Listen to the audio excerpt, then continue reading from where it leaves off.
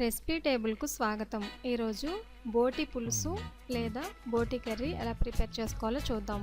Already నేను బోటీని ఎలా clean చేసుకోవాలో అలాగే బోటి కూరను ఎలా ప్రిపేర్ చేసుకోవాలో పోస్ట్ చేశాను. కావలసిన పదార్థాలు ఏంటో చూద్దాం. శుభ్రం చేసిన బోటి 1/2 కేజీ, ఉల్లిపాయలు 3, పచ్చిమిర్చి 4 సన్నగా కట్ చేసుకుని పెట్టుకోండి. పసుపు 1/2 టేబుల్ స్పూన్, ఉప్పు రుచికి సరిపడినంత, గరం మసాలా 1 లేదా 1.5 టేబుల్ స్పూన్, కారం 2 లేదా 3 టేబుల్ స్పూన్స్, చింతపండు పెద్ద సైజు నిమ్మకాయ అంతా వాటర్లో నానబెట్టుకుని పులుసు తీసుకుని ఒక పక్కన పెట్టుకోండి.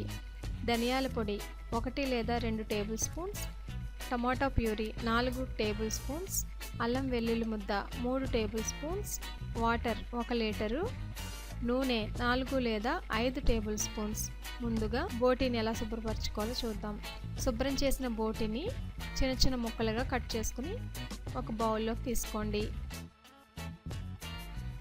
ఇలా తీసుకున్న బోటీని మరుగుతున్న వాటర్లో వేసుకుని ఒక 2 నిమిషాల పాటు అలాగే ఉంచండి.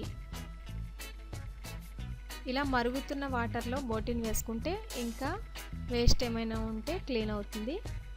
ఇలా 2 నిమిషాలు ఉంచిన తర్వాత గరిటెతో కలుపుకొని వాటర్ని తీసివేసి ఒక కుక్కర్లో శుభ్రపరచుకున్న బోటీని వేసుకోండి. ఇప్పుడు కొంచెం పసుపు, అల్లం వెల్లుల్లి ముద్ద అలాగే వాటర్ ఈ మూడింటిని వేసుకుని ఒకసారి కలుపుకోండి. అలాగే వాటర్ను 1/2 లీటరు లేదా 3/4 లీటర్ను వేసుకోండి. ఎక్కువ వాటర్ వేసుకుంటే 15 విజిల్స్ వచ్చే వరకు ఉడకాలి కాబట్టి ఎక్కువ వాటర్ వేసుకుంటే ఉడుకుతుంది. ఇలా 15 విజిల్స్ వచ్చిన తర్వాత మూత తీసి వాటర్ని వేరుపరిచి ఒక పక్కన పెట్టుకోండి. ఇప్పుడు బాండీలో ఆయిల్ వేసి హీట్ అయిన తర్వాత కట్ చేసుకున్న ఉల్లిపాయలు, పచ్చిమిర్చి వేసుకుని వేయించండి. ఉల్లిపాయలు త్వరగా వేగాలంటే సాల్ట్ వేస్తే త్వరగా వేగుతుంది. ఇక్కడ నేను రాళ్ళ ఉప్పు వేశాను. ఉప్పు వేసి బాగా లైట్ గోల్డెన్ బ్రౌన్ కలర్ వచ్చే వరకు వేగిన తర్వాత టమాటా ప్యూరీ లేదా టమాటా పేస్ట్ను వేసుకోండి. ఒక 4 టేబుల్ స్పూన్స్ అయితే గ్రేవీ లాగా బాగుంటుంది. ఇప్పుడు 1 నిమిషం పాటు వేయించిన తర్వాత కొంచెం గరం మసాలా పొడి, ధనియాల పొడి అలాగే కారంను వేసుకోండి. కారం మీకు స్పైసీకి తగినట్టుగా వేసుకోండి. స్పైసీనెస్ ఎక్కువగా కావాలనుకుంటే కొంచెం యాడ్ చేసుకోండి. ఇప్పుడు 1 నిమిషం పాటు ఫ్రై చేసిన తర్వాత మనం సెపరేట్ చేసి ఉంచుకున్న ఉడకబెట్టిన బోటీని వేసుకోండి. ఇప్పుడు మొత్తం ఉల్లిపాయలు, మసాలా అలాగే బోటీ బాగా కలిసేలాగా గరిటెతో కింద నుంచి పై వరకు కలుపుకోండి. ఇలా కలుపుకున్న తర్వాత మనం ప్రిపేర్ చేసి ఉంచుకున్న చింతపండు పులుసును వేసుకుని మరొకసారి కలుపుకోండి. బోటీ ఉడకబెట్టగా మిగిలిన వాటర్ ఉంది కదా, ఆ వాటర్ని కూడా యాడ్ చేసుకోండి.